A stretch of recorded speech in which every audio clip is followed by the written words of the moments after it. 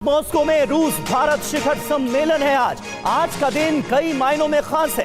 22वें शिखर सम्मेलन में शामिल होंगे प्रधानमंत्री नरेंद्र मोदी और भारतीय समुदाय को भी करेंगे संबोधित। वो तस्वीरें भी देखने लायक होंगी जब इंडियन डायस्पोरा से मुलाकात होगी प्रधानमंत्री नरेंद्र मोदी की, जो कि इस दौरे को लेकर बहुत उत्साहित है। क्रेमलिन में पुतिन से होगी औपचारिक बातचीत। तो इन तमाम खबरों पर लगातार हमारी नजर बनी हुई है। आज का दिन बड़ा खास क्योंकि रूस भारत शिखर सम्मेलन है आज, और आज दिल्ली मॉस्को करार में किन बातों का जिक्र किया जाता है इस पर भी सभी की नजरें होंगी। और यकीन जानिए वेस्टर्न कंट्रीज भी इस दौरे की एक एक हलचल पर टकटकी लगाए नजरें गड़ाए हुए हैं। पीएम मोदी और पुतिन दोनों के बीच महामुलाकात हो रही है। इस बीच चीन और पाकिस्तान में टेंशन साफ दिखाई दे रहा है। दोनों देशों में हड़कंप क्यों है, ये आइए पहले आपको समझा देते हैं। दिल्ली मॉस्को में करार, चीन पाकिस्तान को इससे क्या संदेश जाता हुआ नजर आ रहा है, जल्दी से आपके सामने सारी डिटेल। चीन की अगर बात की जाए तो सीमा पर चीन की साजिश के लिए रणनीति इसमें तैयार होगी और यह चीन की चिंता का सबब। पाकिस्तान का अगर जिक्र किया जाए तो आतंकवाद पर पाकिस्तान को घेरने की कोशिश होगी क्या, यह अहम सवाल है। चीन को जवाब देने के लिए हथियारों की डील होगी क्या। पाकिस्तान के लिहाज से बात की जाए तो कठुआ में आतंकी हमले पर कड़ा जवाब दिया जाएगा। चीन पाकिस्तान को दिल्ली मॉस्को करार में क्या संदेश दिया जाएगा उस पर हम एक नजर डाल रहे हैं। रूस पर चीन का प्रभाव क्या आने वाले वक्त में कम होगा। बीते दिनों तमाम ऐसे लम्हे आए जब हमें लगा कि एक प्लेटफॉर्म पर एक साथ रूस और चीन खड़े हुए हैं। सीमा पर साजिश रोकने के लिए क्या दबाव और ज्यादा बढ़ाया जाएगा पाकिस्तान जैसे मुल्क पर, यह भी अपने आप में एक बड़ा सवाल है। और यही वजह है रवि कि मोदी और पुतिन की यह मुलाकात, दिल्ली मॉस्को के बीच का यह करार बहुत महत्वपूर्ण है। बिल्कुल समीर, और जैसा कि आप बता रहे थे कि किन देशों की टेंशन बढ़ी है, तो पुतिन और मोदी की मुलाकात से चीन को सबसे ज्यादा टेंशन है। और मॉस्को में मोदी के शानदार स्वागत से चीन क्यों परेशान है, जरा कुछ तथ्य समझने की कोशिश करते हैं कि इसकी वजह क्या है। तो मोदी पुतिन की मुलाकात, चीन क्यों है परेशान, देखिए इसके मतलब क्या है, इसके अर्थ क्या है, उसको देखिए तो बहुत सारी बातें स्पष्ट हो जाएंगी। पहली बात, नंबर 1, एससीओ समिट के बजाय रूस का दौरा, इसके मतलब क्या है, तो मोदी पुतिन के रिश्ते में जिनपिंग की जगह नहीं है, यानी कि सीधे तौर पर पुतिन से नरेंद्र मोदी और भारत से रूस का संबंध है, इसमें चीन कहीं नहीं आता। दूसरा, चीन पर रूस की निर्भरता कम होगी अगर भारत बड़ा पार्टनर बना रहेगा, आगे भी ये दोस्ती बढ़ी रहेगी तो। तीसरा, रूस भारत व्यापार में चीन का कोई रोल नहीं है, कहीं कोई मीडिएशन नहीं है, कहीं कोई भूमिका नहीं है। चौथा, विस्तारवादी नीति पर मोदी का कड़ा संदेश आ सकता है क्योंकि चीन की जो गतिविधियां हैं वो भारत के खिलाफ है। और पांचवा, नई सरकार में भी वैश्विक नीति में स्थिरता नजर आ रही है। ये सारे संदेश अपने आप में चीन के लिए संकेत हैं और साथ ही भारत और रूस की दोस्ती को एक नया आयाम देने की दिशा में एक बड़ी पहल है। समीर, बिल्कुल, और इससे बिल्कुल यह साफ हो जाता है कि आखिर जिनपिंग का मुल्क इस दौरे को लेकर इतना परेशान क्यों है, मोदी पुतिन की बढ़ती दोस्ती को लेकर इतनी बेचैनी क्यों है। और इस बीच देखिए कठुआ हमले को लेकर बड़ी खबर आ रही है। 3 आतंकियों ने इस हमले को अंजाम दिया। अत्याधुनिक हथियारों से लैस थे आतंकी। एक स्थानीय गाइड ने आतंकियों की मदद की है, यह भी पता चला है। सीमा पार से ये तीनों आतंकी आए थे यहां पर इस हमले को अंजाम देने के लिए, और एक स्थानीय शख्स ने भी इनकी मदद की है, यह भी पता चला है। पुतिन के साथ मोदी, पाक की साजिश जारी। जी हां, आतंकी हमलों का सिलसिला रुकने का नाम नहीं ले रहा है। बीते कई दिनों में लगातार कठुआ को बनाया गया है निशाना। तो देखिए, मोदी के मॉस्को दौरे से पाकिस्तान में यही वजह है कि खलबली मची हुई है। पाकिस्तान ने कठुआ में आतंकी हमला करवाया, इसमें कहीं कोई शक नहीं है, क्योंकि पाकिस्तानी आतंकियों ने जो कि सरहद पार से यहां पर दाखिल हुए थे, उन्होंने इस हमले को अंजाम दिया है। सेना की गाड़ी पर घात लगाकर हमला किया जाता है। सेना की गाड़ी पर आतंकियों ने ग्रेनेड से अटैक किया और इस हमले में हमारे 5 जवानों की शहादत हुई है, 5 जवान घायल हुए। हमारे साथ इस वक्त तमाम खास मेहमान मौजूद हैं। उनसे आपका तारुफ करा दें। विनय शुक्ला जी हमारे साथ मौजूद हैं, वरिष्ठ पत्रकार मॉस्को से हमारे साथ लाइव हैं। एवीएम पी के श्रीवास्तव जी रक्षा विशेषज्ञ न्यूयॉर्क से हमारे साथ लाइव मौजूद हैं। अखिल पराशर पत्रकार बीजिंग से थोड़ी देर में हमारे साथ जुड़ेंगे। मेजर जनरल वी के दत्ता हमारे साथ बतौर रक्षा विशेषज्ञ मौजूद हैं। ग्रुप कैप्टन जी के पांडे साहब भी हमारे साथ मौजूद हैं और दीपक वोरा साहब पूर्व राजदूत वो भी हमारे साथ मौजूद हैं। चीन को लेकर जो बेताबियां नजर आ रही हैं, चीन में जो परेशानियां इस दौरे को लेकर नजर आ रही हैं, उस पर मनीष झा से भी हम बात करेंगे। मेरे सहयोगी भी हमारे साथ जुड़े हुए हैं। लेकिन दीपक वोरा साहब, पहला रिएक्शन आपका। पिछले दिनों, बीते दिनों तमाम ऐसे मौके आए जब रूस और चीन आपस में गलबैयां करते हुए एक प्लेटफॉर्म पर एक साथ खड़े नजर आए। निश्चित तौर पर अगर रूस और चीन की दोस्ती परवान चढ़ती है तो यह हमारे लिए चिंता का सबब होगा। लेकिन इस दौरे से क्या बदलने वाला है? अभी तक मॉस्को से जो तस्वीरें सामने आई हैं वो इसके मद्देनजर क्या संदेश देती दिखती हैं आपको? आभारी हूँ सर, अभी तक आपके साथ हूँ, आपके चैनल पर बहुत अच्छा लगता है, बहुत कुछ सीखने को मिलता है आपसे। Thank you very much. बाकी जो विशेषज्ञ हैं उनकी जानकारी मुझसे कहीं ज़्यादा है। 3 बहुत सीधे संदेश गए हैं इस विजिट से। पहली तो आपने देखा है उनकी बॉडी लैंग्वेज, एक दूसरे के साथ कितनी गर्म है, उनकी जो दोस्ती है वो बहुत तगड़ी है। पहला मैसेज गया है रूस को, हमने नए दोस्त बनाए हैं पश्चिमी देशों में, पुराने दोस्तों को हमने त्यागा नहीं है। आप हमारे साथ रहे हैं जब हमें ज़रूरत थी, हम आपके साथ रहेंगे। दूसरा, अमेरिका को, तो अपने आप को विश्व नेता मान ले, लेकिन हम तो विश्व मित्र हैं। हम क्यों दुश्मनी करें किसी के साथ?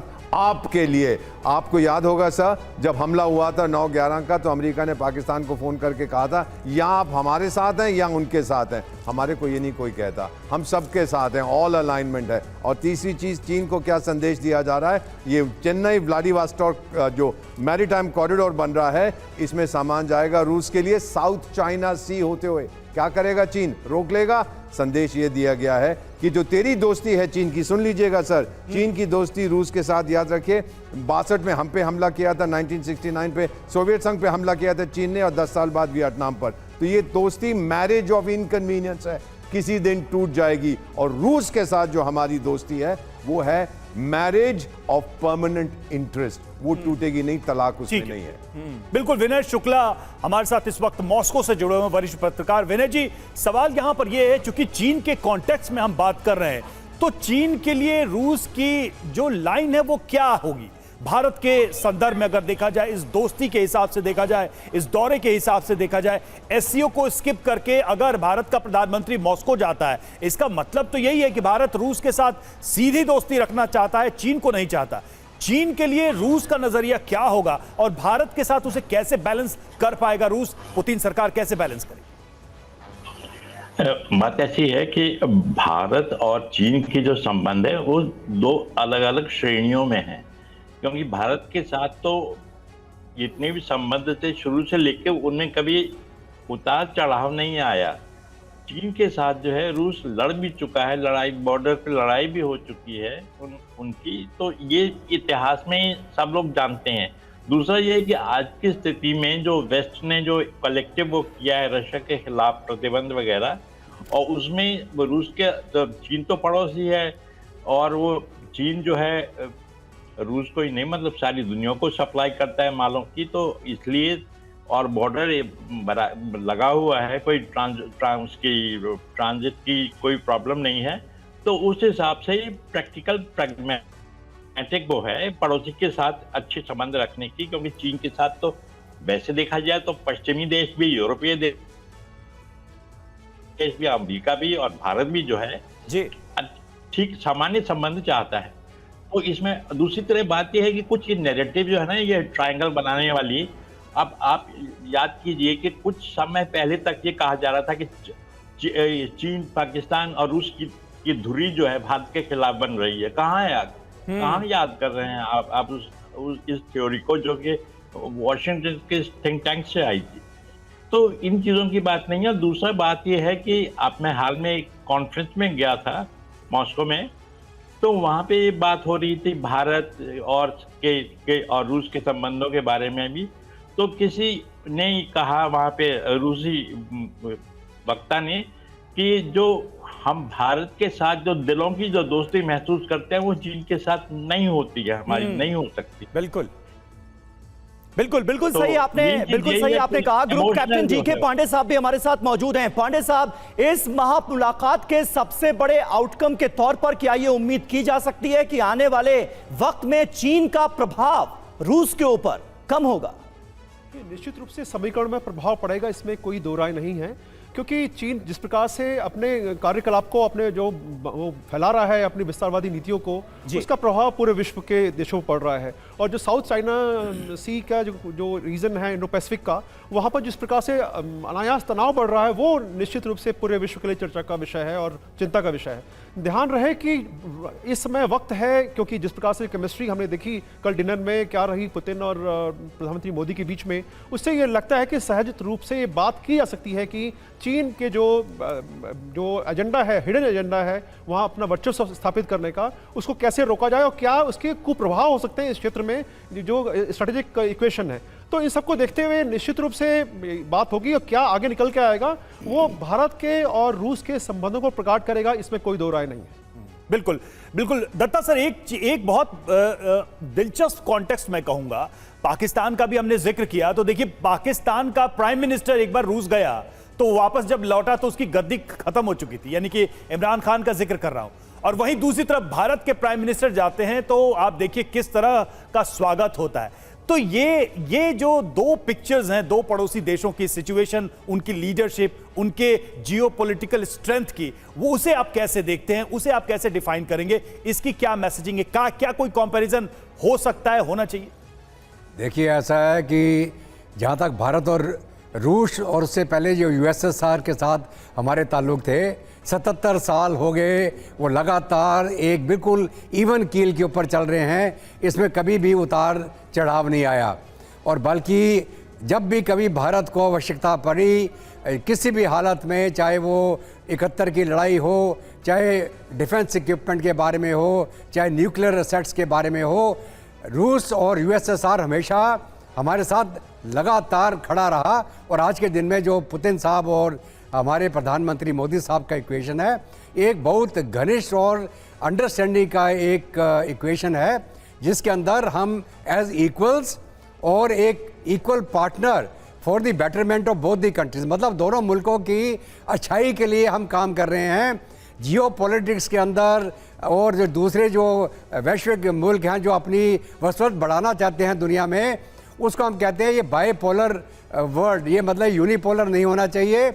इसके अंदर जो ताकत के ध्रुव हैं वो बराबर होने चाहिए और हर एक देश को अपनी अपनी जो उनके लिए अच्छा है उसको करने की उनको छूट होनी चाहिए। उसी चीज़ को लेते हुए पाकिस्तान हिंदुस्तान का जो इक्वेशन रूस के साथ में है, पाकिस्तान कभी भी मुकाबला नहीं कर सकता हिंदुस्तान का, जो हमारी 70 साल की जो उनके साथ में साझेदारी है जी। और जहाँ तक हमारा सवाल है, मेरे को याद है मैं एनडीसी कोर्स कर रहा था 2000 में, तो रूस के जो एम्बेसडर थे वो आए, उन्होंने बोला कि हम हिंदुस्तान के सुपर पावर की तरह देखते हैं। और अनफॉर्चुनेटली जो पाकिस्तान है वो एक कुत्ते की तरह आपकी पीछे वाली टांग को पकड़ रहा है, आप उसी से ड्रैग डाउन हो रहे हैं, आप उसमें से निकलें। पाकिस्तान को और आपका कोई मिलाप नहीं है, यू आर मच बियॉन्ड। तो उसने तब, मैं 2000 की बात कर रहा हूँ, कि रशिया का जो उस समय जो एम्बेसडर था उसने ये भाषण दिया एनडीसी में आके कि हिंदुस्तान एक सुपर पावर है। आप अपने बाजार में जाएं, शहर में जाएं, कोई दुकान खाली नहीं है। उस समय आपको याद होगा जब यूएसएसआर टूटा था तो वहाँ पे खाने को सामान नहीं मिल रहा था रशिया के अंदर, तो वो उस चीज का जिक्र कर रहा था, किसी चीज की कमी नहीं है। बिल्कुल, तो ये बताता है कि रूस का लंबे समय से पाकिस्तान को लेकर रुख क्या रहा है। हमारे साथ एवीएम पीके श्रीवास्तव जी भी मौजूद हैं डिफेंस एक्सपर्ट के तौर पर। और आज सर आप न्यूयॉर्क से हमारे साथ जुड़ रहे हैं इस बातचीत में। हमारे और आपके बीच दूरियां काफी ज्यादा हैं, लेकिन भारत और रूस के बीच हर दूरी को पाटने की कोशिश मॉस्को में की जा रही है। इस नजदीकी से बहुत परेशान है चीन और पाकिस्तान जैसे मुल्क। टकटकी लगाकर इस महामुलाकात पर नजरें गड़ाकर रखी गई हैं। क्या निकलता हुआ आप देख रहे हैं? देखिए, आपने जो दूरियों की बात की, तो मैं बोहरा साहब की किताब से एक पन्ना निकालूंगा और बोलूंगा जी, दूरियां जरूर हैं लेकिन दिल की दूरियां नहीं हैं। यही बात वहाँ भी है। और सारे जो हमारे पैनलिस्ट ने सबने यही कहा कि हमारे रिश्ते पुराने भी हैं और प्रगाढ़ भी हैं। और एक बात और है कि एक बात जो निकल के आती है और जो मुखर होकर आती है वो ये है कि ये स्ट्रेटजिक रिलेशनशिप है, ट्रांजैक्शनल नहीं है।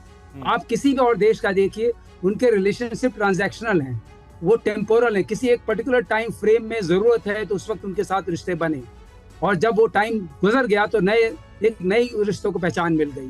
पाकिस्तान के साथ वही है। यहाँ पर मैं पाकिस्तान और भारत का कोई मुकाबला या कोई कंपैरिजन नहीं करना चाहूंगा। दोनों देश एक अलग स्तर पर हैं। अब पाकिस्तान हमारे लिए कोई चुनौती नहीं है, हमारे लिए किसी तरह के रिश्तों में कोई वो नहीं कर सकता है, जिसे कहते हैं मतभेद नहीं ला सकता है कि पाकिस्तान के पास ऐसा कुछ भी नहीं है जिसको लेकर के आप कहेंगे कि वो भारत से मुकाबला कर सकता है।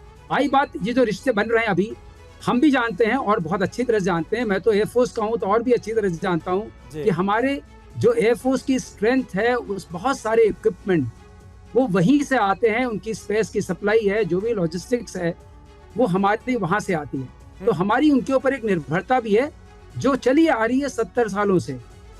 तो ये निर्भरता जो है वो और एक म्यूचुअल इंटरेस्ट भी है, और हमारा रुपी और रूबल में भी व्यापार होता है। और आज उस करीब 68 बिलियन डॉलर, 68 बिलियन डॉलर्स के ऊपर है वो खड़ा हुआ। ये अपने आप में एक बहुत बड़ी बात है। इन रिश्तों को आगे बढ़ाना और इस तरीके से रखना कि दूसरे इस बात को लेकर चिंता नहीं करें कि इनको या तो ये इनके साथ रिश्ता बनाए या उनके साथ बनाए। बिल्कुल, वो उस दौर से मुझे लगता है सर कि भारत भी बाहर आया है, और खासकर वेस्टर्न कंट्रीज, अमेरिका जैसे देश। आप तो यूएस में हैं इस वक्त, यूएस जैसे देश जो है वो उनको टॉलरेंट होना पड़ा है। दीपक वोरा साहब, क्या आप मानेंगे, मतलब एक दौर था कि जब यूएस का प्रेसिडेंट आता था तो कई बार वो पहले पाकिस्तान जाता था, इस्लामाबाद, फिर वो दिल्ली आता था, दिल्ली आए तो फिर वो पाकिस्तान गए, और भारत को वो टॉलरेट करना पड़ता था। भारत की पॉलिसी को वो डिक्टेट करने की कोशिश अलग अलग तरीके से करते थे। अब अमेरिका चाहे जो कर रहा हो यूक्रेन के साथ या दुनिया के अलग अलग देशों के साथ, भारत का प्रधानमंत्री रूस भी जाता है, अमेरिका भी जाता है, अपनी बात वहां भी रखता है, यहां भी रखता है, और अमेरिका को टॉलरेंट होना पड़ता है। आपने बिल्कुल सही कहा है। अमेरिका की समस्या है एटाविज्म। पुरानी बीती हुई दुनिया में वो लोग जीते हैं। आपको याद होगा यूक्रेन का जंग हुआ था तो 2 साल पहले उनके डेप्यूटी नेशनल सिक्योरिटी एडवाइजर आके कहते हैं आपको सपोर्ट करना America, otherwise there will be consequences. अबे क्या कॉन्सिक्वेंसेस? टाइगर 2 झापड़ मार के हमने उसको भगा दिया, फिर उसकी नौकरी भी चली गई वॉशिंगटन में।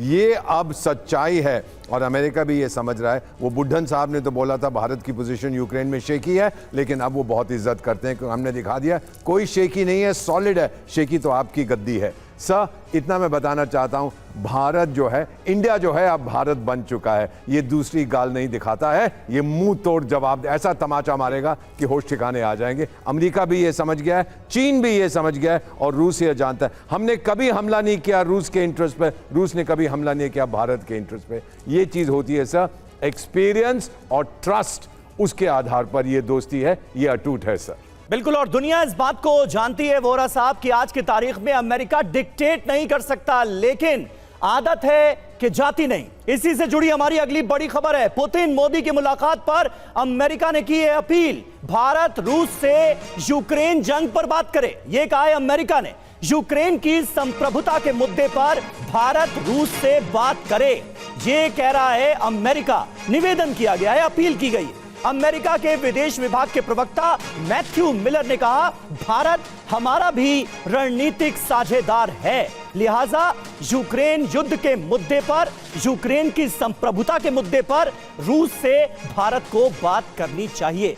तो सुना आपने, मोदी पुतिन की मुलाकात, अमेरिका की अपील। क्या है वो अपील, जरा उस पर भी गौर करें। देखिए, रूस से भारत यूक्रेन की संप्रभुता का मुद्दा उठाए, यानी अमेरिका चाहता है कि यूक्रेन के विषय पर भी भारत बात करे, खासकर जो सॉवरेनिटी है यूक्रेन की उसकी चर्चा करे। यूक्रेन जंग को लेकर भारत से ठोस समाधान की उम्मीद है। यूक्रेन की अखंडता, संप्रभुता पर यूएन के चार्टर का सम्मान हो। भारत हमारा रणनीतिक साझेदार है और चीन के सामने भारत शक्तिशाली भागीदार है। मैथ्यू मिलर, प्रवक्ता विदेश विभाग, उन्होंने ये बात कही है। मनीष, अमेरिका को अभी भी लगता है कि भारत ही वो एक ऐसा देश है जो मंच बना सकता है, जिस युद्ध को अमेरिका ने सुलगाया, जो पेच फंसाया पश्चिमी देशों के बीच, उसको सिर्फ सुलझाने का जो मंच है वो भारत ही क्रिएट कर सकता है। अभी भी उसे यही लगता है। देखिए, ये बात तो सच है कि भारत एकमात्र ऐसा देश है जो अभी फिलहाल दोनों पक्षों के साथ बहुत भी भरोसे के साथ बातचीत भी कर रहा है। पिछले महीने प्रधानमंत्री मोदी और जेलेंस्की की मुलाकात हुई थी G7 की मीटिंग के दौरान, और अब जब आज कुछ देर के बाद प्रेसिडेंट पुतिन से औपचारिक तौर पर बातचीत होगी, उसमें भी भारत का पक्ष यही रहने वाला है कि बैटलफील्ड में सॉल्यूशन नहीं निकलेगा, आपको डायलॉग और डिप्लोमेसी में ही आना होगा। रही बात किसी भी देश के संप्रभुता को लेकर, तो भारत हमेशा से जो संयुक्त राष्ट्र के नियम है उसी हिसाब से आगे चल रहा है। और संप्रभुता की बात आती है तो केवल यूक्रेन की संप्रभुता नहीं है, रूस की संप्रभुता पर भी तो खतरा है। जब आज नाटो का सम्मेलन हो रहा है, वो नाटो का सम्मेलन किस बात के लिए हो रहा है, नाटो का एक्सटेंशन किस बात के लिए हो रहा है, उससे रूस की संप्रभुता पर भी खतरा है। तो भारत केवल अमेरिका की हाँ में हाँ नहीं मिलाने वाला है, बल्कि इसकी जो रियल सिचुएशन है उसको भारत समझ रहा है, और इसीलिए भारत चाहता है कि टेबल पर बातचीत हो, ना कि बैटलफील्ड पर यह डिसाइड हो। और यही बात प्रधानमंत्री मोदी इस बार प्रेसिडेंट पुतिन को कहने भी वाले हैं। बिल्कुल बिल्कुल सही बात है। और देखिए, अमेरिका के इस बयान को लेकर भारत की तरफ से जवाब भी आ गया है। भारत हमेशा यूएन चार्टर का सम्मान करता है, क्षेत्रीय अखंडता और संप्रभुता का हम सम्मान करते हैं, यह कहा गया है। युद्ध के मैदान में कोई समाधान नहीं निकलेगा, डायलॉग और डिप्लोमेसी ही एकमात्र रास्ता है। ये भारत की तरफ से प्रतिक्रिया सामने आई है मनीष, और अपने आप में ये कहीं ना कहीं बताने के लिए काफी है कि भारत का स्टैंड दुनिया जानती है इस युद्ध को लेकर कि ये युग युद्ध का नहीं है, युद्ध से कोई सलूशन नहीं निकलने वाला। लेकिन जो अमेरिका कहे वही हम रूस से बात करें, ये तो अब मुमकिन नहीं। बिल्कुल सही कहा आपने। देखिए, अमेरिका के टर्म एंड कंडीशन पर तो हम नहीं मिलने वाले हैं, और ये बात हम आज नहीं बल्कि जब ये युद्ध शुरू हुआ था तब से हमने खारिज कर दिया। तमाम दबाव थे कि तेल मत खरीदो, रशिया के साथ इंगेज मत हो, हमने उन सबको खारिज करके अपनी दोस्ती, अपना रिलेशन बनाए रखा। अब आगे क्या होगा? तो सितंबर 2022 में जब प्रधानमंत्री मोदी और प्रेसिडेंट पुतिन मिले थे, तब प्रधानमंत्री ने कहा था कि यह युग जो है वो युद्ध का नहीं है। लेकिन आज जब मॉस्को में दोनों नेता मिलेंगे तो उसमें प्रधानमंत्री मोदी यही कहने वाले हैं कि बैटलफील्ड में सॉल्यूशन नहीं होगा, आपको बातचीत के जरिए ही करना होगा। अब ऐसे में आप देखिए, प्रेसिडेंट पुतिन ने एक पीस प्रपोजल भेजा है। अगर अमेरिका और पश्चिमी देशों को लगता है तो उनको बातचीत करनी चाहिए। पिछले दिनों स्विट्जरलैंड में हमने देखा बातचीत में क्या हुआ, आप बिना रूस को बुलाए रूस यूक्रेन युद्ध को कैसे खत्म कर सकते हैं? तो भारत समग्र पिक्चर देख रहा है, अमेरिका की तरह वो आंख में पट्टी बांध के नहीं चल रहा। एक छोटा सवाल, क्या अमेरिका के अंदर डेस्परेशन भी है, जो मौजूदा गवर्नमेंट है, कि युद्ध किसी तरीके से क्लोज हो, क्योंकि चुनाव होने वाले हैं,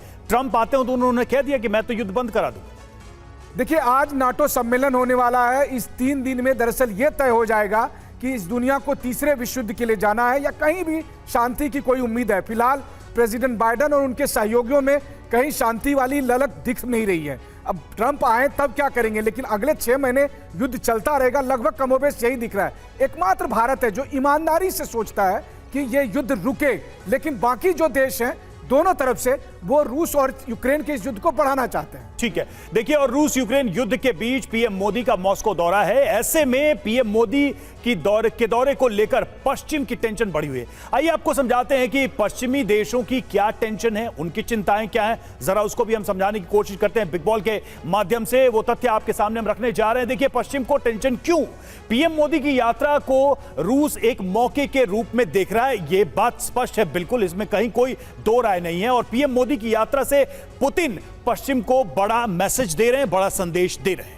जी हां, रूस को अलग थलग करने के प्लान पर इससे पानी फिरेगा, और इसीलिए रूस के लिए भी यह दौरा बहुत अहम है। पश्चिमी देश रूस को दुनिया से अलग थलग करना चाहते हैं, और कहीं ना कहीं उनके इरादे पर इससे पानी फिरता नजर आ रहा है। पीएम मोदी की यात्रा से रूस पश्चिम देशों को चिढ़ा सकता है कि देखो, भारत जैसे मजबूत देश के साथ हमारा सहयोग बढ़ रहा है, कम नहीं हो रहा है। भारत रूस के दशकों पुराने रिश्ते से पश्चिम भी परेशान है, और चिंता की ये लकीरें वेस्टर्न कंट्रीज के माथे पर साफ नजर आ रही हैं। रवि, बिल्कुल, भारत रूस के बीच कई रक्षा समझौतों पर भी पश्चिम चिंतित है, क्योंकि ये अपने आप में वाकई एक रियलिटी है जो पश्चिम की चिंता बढ़ाएगा। अमेरिकी जॉन हॉपकिंस यूनिवर्सिटी के प्रोफेसर के ये सारे आकलन है जिसका हम जिक्र कर रहे थे। दत्ता सर, आप इन सारी चीजों को कैसे मेजर करेंगे, कैसे इसको एनालाइज करेंगे? वेस्ट की एक्चुअल चिंता इस मीटिंग को लेकर क्या हो सकती है?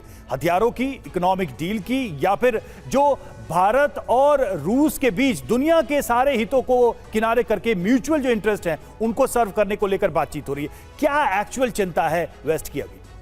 देखिए, ऐसा है कि वेस्ट, तो अगर हम वेस्ट की बात करें तो वेस्ट क्या है? नेटो और अमेरिका।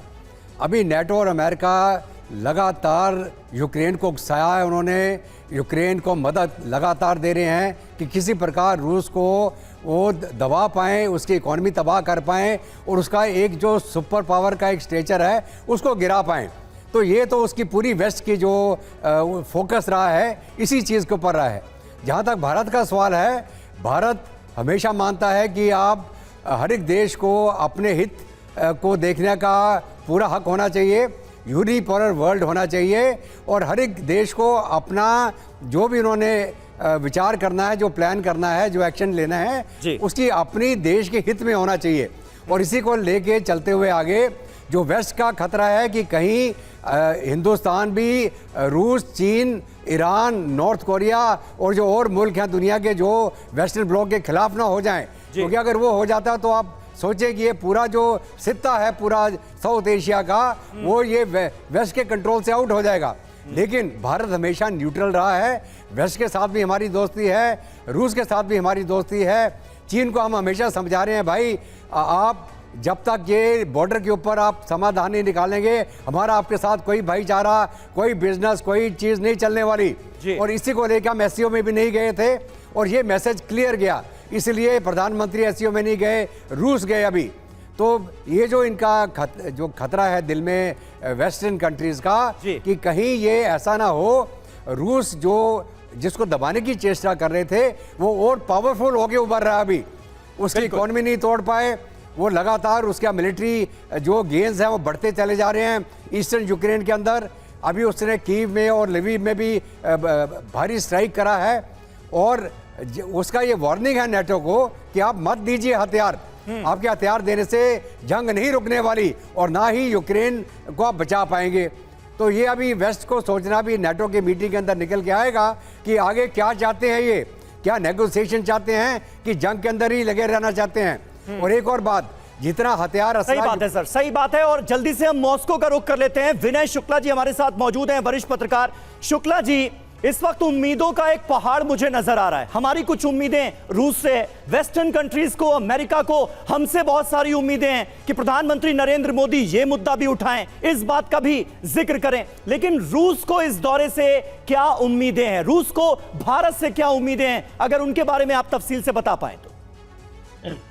बात यह है कि रूस एक सबसे पहले जो प्रधानमंत्री की जो अचानक घोषणा हुई थी यात्रा की, उससे रूस में काफी उत्साह हुआ है, क्योंकि भारत को असल में बात यह है कि हम लोग देखते हैं कि चीन जो है टोटलिटेरियन स्टेट है, रशिया हाँ ऑथोरिटेरियन है पर ये टोटलिटेरियन नहीं है स्टेट। मतलब यहाँ पे मल्टीपल जो है मीडिया में भी और उसमें भी डिफरेंट व्यूज आते हैं, क्योंकि एक पार्टी रूलिंग पार्टी नहीं है यहाँ पर। तो इस हिसाब से बिल्कुल खुलकर उन्होंने कहा कि भारत का जो उदाहरण है, भारत की डेमोक्रेसी की भी और जो व्यवस्था है और जो दोस्ती है, इतिहास है, इसका सब बहुत बड़ा रूस के लिए जो है उत्साह बढ़ता है इस तरह की यात्रा से।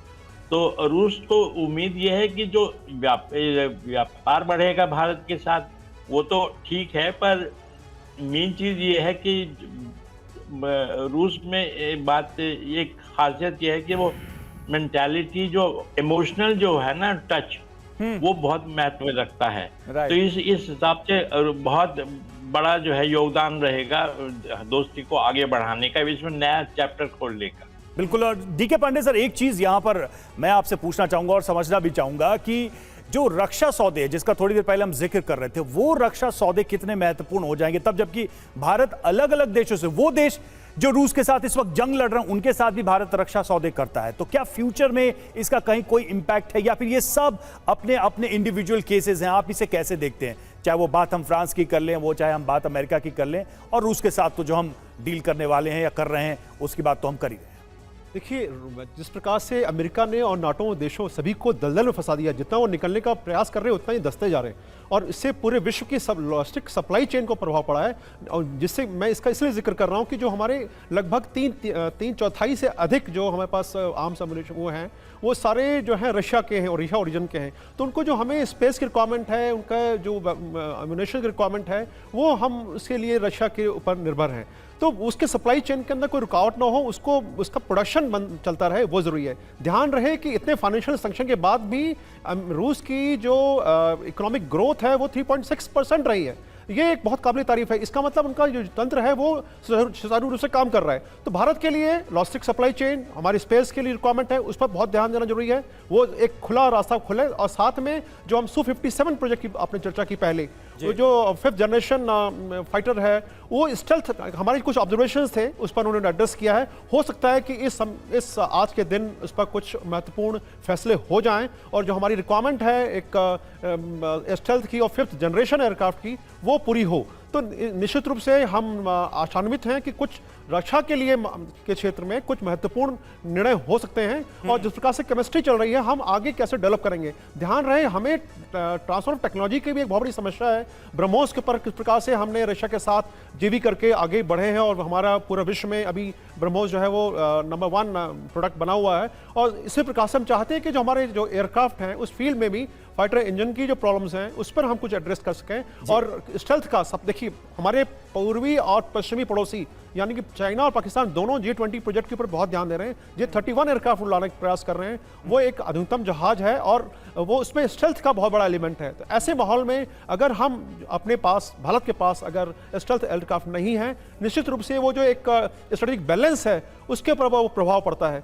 तो देखना ये होगा कि किस प्रकार से हम अपने जो इकोसिस्टम है डिफेंस प्रोडक्शन का, उसको कैसे इंप्रूव कर सकते हैं, और साथ में जो हमारी एयरक्राफ्ट की रिक्वायरमेंट है एयरफोर्स के लिए, उसके ऊपर हम कैसे इसको एड्रेस। बिल्कुल, ये रक्षा सूत्र और ज्यादा मजबूत होता हुआ नजर आ रहा है, और इसके बड़े आउटकम्स आने वाले वक्त में नजर आएंगे। एवीएम पीके श्रीवास्तव भी हमारे साथ मौजूद हैं। श्रीवास्तव जी, थोड़ी देर पहले जिक्र हुआ अमेरिका के रुख का, आप न्यूयॉर्क में ही मौजूद हैं, तो मैं आपसे ही जानना चाहूंगा कि अमेरिका की चिंता का इस महामुलाकात को लेकर सबसे बड़ा सबब आपको क्या नजर आता है। वेस्टर्न कंट्रीज की कोशिश तो पूरी तरह से थी कि मॉस्को को, रूस को अलग थलग किया जा सके, लेकिन वो कोशिश तो नाकाम होती हुई नजर आ रही, और रूस बढ़ चढ़कर इसे दिखाने की कोशिश कर भी रहा है। देखिए समीर, यहाँ के मीडिया को अगर आप स्कैन करिए, चाहे उनके जो बाइट्स हैं उनको स्कैन करिए, तो उससे आपको अंदाजा ये लगता है कि जहां तक भारत का सवाल है, उनके हिसाब से this is one of the largest democracies. So एक डेमोक्रेटिक कंट्री जो है, जो वो रशिया को प्रोजेक्ट करना चाहते थे डिक्टेटोरियल रजीम से, उसके साथ जुड़ रही है, तो उससे उनको एक तरीके का वो मिलता है। दूसरी, भारत एक बहुत बड़ी इकोनॉमिक पावर भी है। भारत के पास जो सॉफ्ट पॉलिटिकल पावर है, जो सॉफ्ट पावर है, वो भी बहुत ज्यादा है। तो इस सारी चीजों का रिकग्निशन है कि जो पॉलिटिकल इसका एट्रीब्यूट है, जो इकोनॉमिक एट्रीब्यूट है, जो सॉफ्ट पावर का एट्रीब्यूट है, ये सारा एक तरीके से रशिया को मिल रहा है भारत के साथ दोस्ती करके। और ये चीजें जो है अपने आप में रशिया के एटीट्यूड को, या रशिया के जो उसकी ऑनगोइंग परिस्थिति है, उसको एक सम्मान देती है। ये सम्मान मिलता है अगर आप देखें तो ग्लोबल स्टेज पर। इसके लिए भारत को की बहुत जरूरत है रशिया को, और हमें उनकी जरूरत है। वो बात तो हम सब ने स्वीकार भी कर ली है और तरह तरह से उसको प्रोजेक्ट भी किया है। तो और हमारी दोस्ती पुरानी भी है। तो यहाँ का मीडिया इस बात को लेकर के जरूर एक बात कह रहा है कि भारत शायद इस पोजीशन में है, इस अवस्था में है कि इस वॉर को एंड करने में वो एक अपना रोल अदा कर सकते हैं। और मैं आपको एक चीज और बताऊं जो बार बार आ रही है, जिसका जिक्र भी हो रहा है, कि ट्रंप के विनेबिलिटी का क्वेश्चन बढ़ गया है। ट्रंप के विनेबिलिटी का क्वेश्चन बढ़ना यहाँ पर एक और चिंता का विषय बन गया है बाकी लोगों के लिए। ठीक है, बिल्कुल इस पर करेंगे बात। और देखिए, प्रसून शर्मा हमारे साथ इस वक्त बीजिंग से जुड़े हुए हैं, वरिष्ठ पत्रकार। प्रसून जी, हम बहुत चर्चा कर रहे हैं चीन को लेकर। चीन का क्या पर्सपेक्टिव है भारत और रूस की इन नजदीकियों को लेकर, और खासकर ये जो दौरा हुआ है ऐसे वक्त में जब रूस को, पुतिन को एक वैलिडेशन चाहिए था एक बड़े डेमोक्रेटिक कंट्री की तरफ से, और वो भारत आया है एक दोस्त के तौर पर। चीन इसे कैसे देख रहा है, क्योंकि चीन तो कुछ अलग ही इक्वेशन बनाने की कोशिश कर रहा है रूस से इस ऑन गोइंग वॉर के कॉन्टेक्स्ट में, उसके पर्सपेक्टिव में। जी, मुझे लगता है चीन भी कई तरीके से मिक्स इमोशंस के साथ देख रहा है। कुछ पार्ट उसको पॉजिटिव लग रहा होगा क्योंकि ये दर्शाता है कि इंडिया जो है, भारत अपना इंडिपेंडेंट फॉरेन पॉलिसी पे एक्ट कर रहा है, सिर्फ यूएस इन्फ्लुएंस में नहीं है। दूसरी ओर जो एक तरफा जो इन्फ्लुएंस था चाइना का, उसको भी चैलेंज कर रहा है जो रशिया पे था। और वेस्टर्न वर्ल्ड भी ये चाह रहा है कि भारत एक अहम भूमिका निभाए इस जो वॉर चल रहा है उसको नेगोशिएट करने में और उसको बंद करने में। और पीएम मोदी की जो पॉलिसी है पुतिन के साथ, वो काफी इम्पोर्टेंट फैक्टर है। तो और इसके बाद बिल्कुल रशिया के ट्रैवल के बाद वो यूरोप आ रहे हैं, तो that means there is a substantial homework done. और मैं अभी यूरोप में ही हूँ और यहाँ पे बहुत ज्यादा एक्साइटमेंट है भारत के प्रधानमंत्री का आने का, और खासकर ट्रेड, बायलैटरल रिलेशंस में, इनोवेशन और टेक्नोलॉजी में वो भारत का टैलेंट, भारत की टेक्नोलॉजी। और बिल्कुल, तो भारत और रूस के संबंधों को और ज्यादा प्रगाढ़ करने में मोदी और पुतिन की ये दोस्ती अहम रोल अदा कर रही है। आप सभी का बहुत बहुत शुक्रिया हमारे साथ जुड़ने के लिए।